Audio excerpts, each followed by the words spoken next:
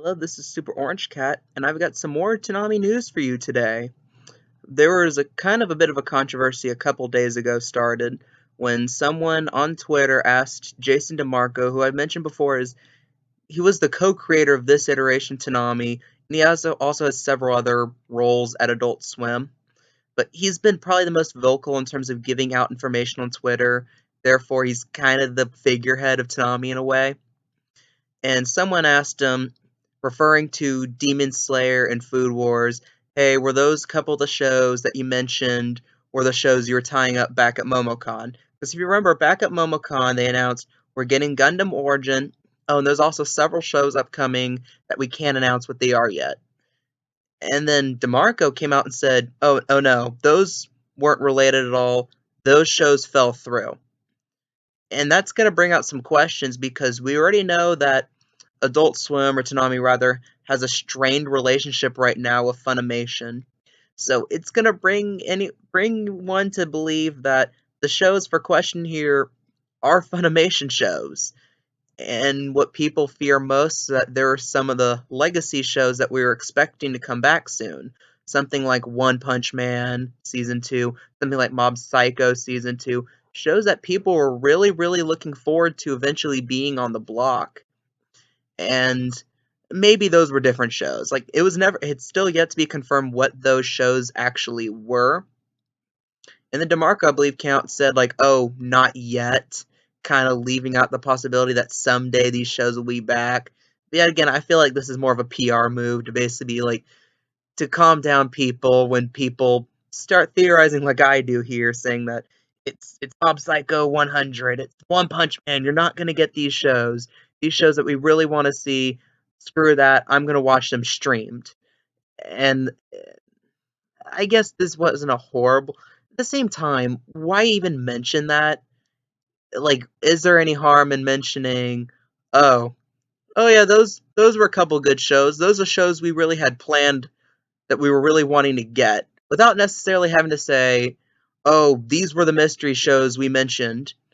You could have worded that better to kind of avoid the question, which is a PR tactic most people really do learn at this point in industry.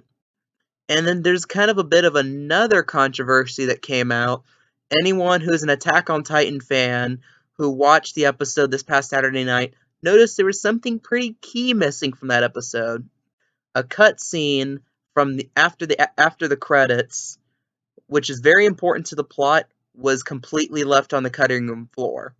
And DeMarco, when asked about it, I believe it was on Sunday, said, oh, we're looking into it on Monday and we'll tell you what led to this issue.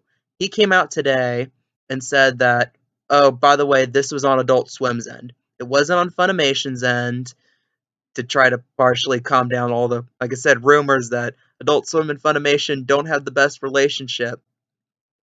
And then you get Funimation on the best relationship, so then you to completely get to be like, get rid of those rumors. I phrased that horribly, I'm sorry. And it said, that's on Adult Swim's part. And I believe this to a degree. To a degree, one can imagine a lot of these people who make these edits to be aired on television on Adult Swim are just grunt employees. They're not like diehard fans of the shows in which they edit. So they're being told, hey, we need to fit these shows so that we can get the next show going on time.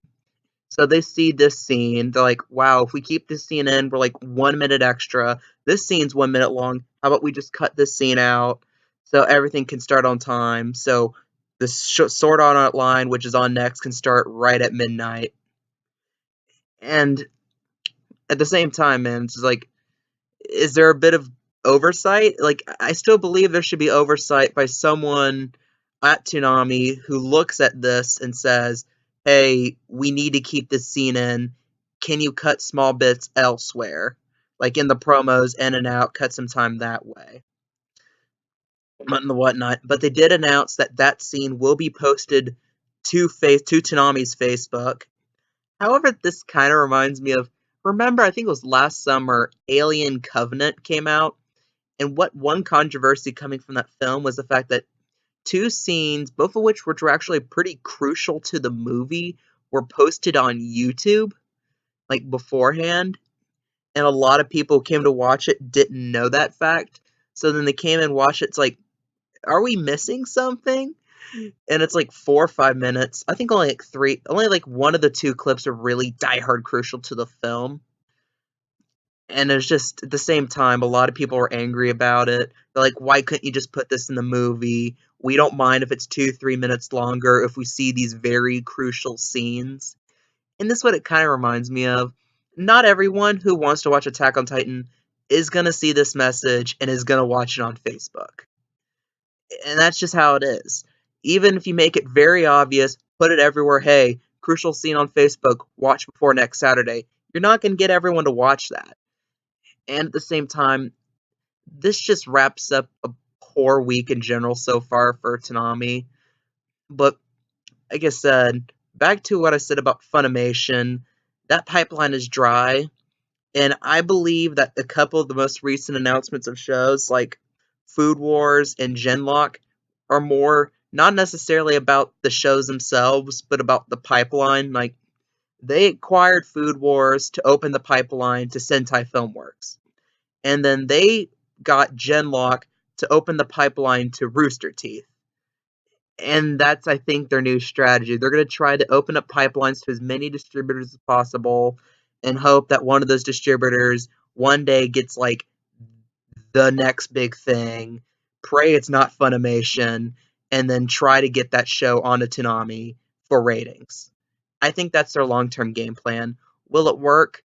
I'm not so sure, because right now, of the quote-unquote newer shows that have giant fan bases, it's Attack on Titan, which is through Funimation, and My Hero Academia, which is also still through Funimation. So they're up shit's creek without a paddle at this point. Like I said, maybe they luck out. Maybe Genlock just brings this massive fan base to Toonami, and I'm just horribly wrong about my predictions about the show. But what do you guys think? What's your opinions on these recent controversies regarding Toonami? Leave your comment down below. If you want more Toonami news like this, please subscribe. Please hit that notification button. Really appreciate your guys' support. Appreciate your opinions. I am Super Orange Cat, and that is all.